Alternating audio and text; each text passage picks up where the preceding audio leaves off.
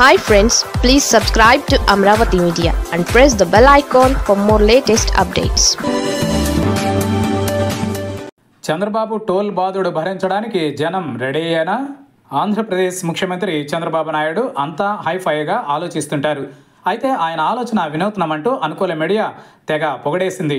ఇదేమీ కొత్త ఆలోచన కాదు. జాతీయ రహదారులపై ఉన్న టోల్ ఫీజులను గ్రామీణ ప్రాంతాలలోకి తెస్తానని చంద్రబాబు చెప్పడం ఎంత మేరకు వినూత్న ఆలోచన అనేది వారే చెప్పాలి. అసలు గ్రామీణ ప్రాంతాలలో రహదారులు వేయాల్సిన బాధ్యత ఎవరిది? ప్రభుత్వానిది కాదా? ప్రజల నుంచి వివిధ రూపాల్లో వసూలు చేసే పన్నులతో రహదారుల నిర్మాణాన్ని ప్రభుత్వాలు చేపట్టాల్సి ఉంది. గత ప్రభుత్వం రహదారులు అభివృద్ధి చేయడంలో నిర్లక్ష్యం వహించింది నిజమే కావచ్చు.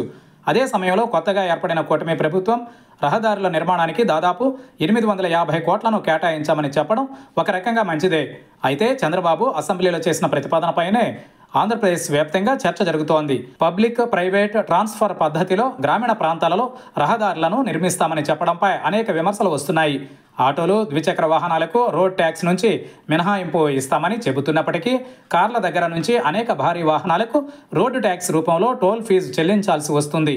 అదే జరిగితే ప్రజల నుంచి వ్యతిరేకత రాకమానదు. ఇప్పటికే జాతీయ రహదారులపై ముక్కుపిండి మరీ టోల్ ఫీజును వసూలు చేస్తున్నారు. ఫాస్ట్ ట్యాగ్ పెట్టి మరీ మనకు తెలియకుండానే మన అకౌంట్లలో నుంచి డబ్బులు వెళ్ళిపోతున్నాయి. జాతీయ రహదారులపై ప్రతి 80 కిలోమీటర్లకు ఒక టోల్ గేట్ పెట్టారు. అయితే ఎప్పుడో ఒకసారి ఏడాదికి 1-2 సార్లు ప్రయాణం చేస్తాం కాబట్టి జాతీయ రహదారులపై టోల్ ఫీజులను ప్రజలు పెద్దగా పట్టించుకోరు, లైట్గా తీసుకుంటారు. కానీ అదే గ్రామీణ ప్రాంతాలలో ప్రజలు నిత్యం తిరుగుతూనే ఉంటారు. రాష్ట్రంలో ఒక చోట నుంచి మరొక చోటకు ప్రయాణించేందుకు ఎక్కువగా రాష్ట్ర రహదారులనే వినియోగిస్తూ ఉంటారు. తరచూ ప్రయాణించే రోడ్లపై టోల్ ఫీజు పెడితే ప్రజలు ఊరుకుంటారా అన్నది ఇక్కడ ప్రశ్న. ముందుగా ప్రయోగాత్మకంగా తూర్పుగోదావరి జిల్లాలలో ఈ విధానానికి శ్రీకారం చుడతామని చంద్రబాబు ప్రకటించారు. అందుకు ప్రజలను ఒప్పించాలని ఎమ్మెల్యేలపై భారం మోపారు. కానీ ప్రజలు టోల్ ఫీజు చెల్లించేందుకు ఎందుకు అంగీకరిస్తారు?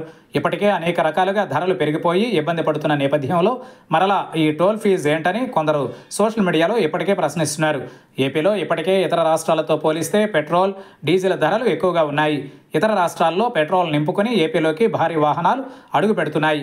దీనికి తోడు ఇప్పుడు టోల్ బాధుడు కూడా మొదలైతే ఇక జనం నుంచి ఎందుకు అంగీకారం లభిస్తుందని ఎమ్మెల్యేలే కొందరు గుసగుసలాడుకుంటున్నారు.